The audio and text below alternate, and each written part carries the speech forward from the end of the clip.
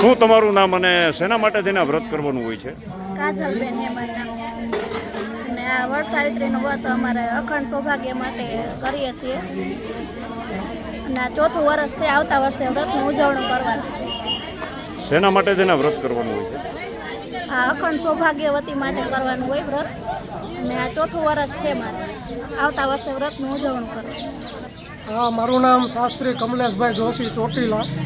અને જે કોઈ સૌભાગ્યવતી બહેનો છે એ પોતાના પતિના દીર્ઘાયુષ્ય માટે અને અખંડ સૌભાગ્યની પ્રાપ્તિ માટે 12 મહિનાનું વ્રત રહે છે. અને વડ સાવિત્રી પૂનમ જે જેઠ મહિનામાં આવે છે એની અંદર દરેક બહેનો સૌભાગ્યવતી સ્ત્રી અહીંયા આવી અને વડ દેવતાઓની પૂજા અર્ચના કરી અને સૌભાગ્યની પ્રાપ્તિ માટેના આશીર્વાદ પ્રાપ્ત કરાવે છે.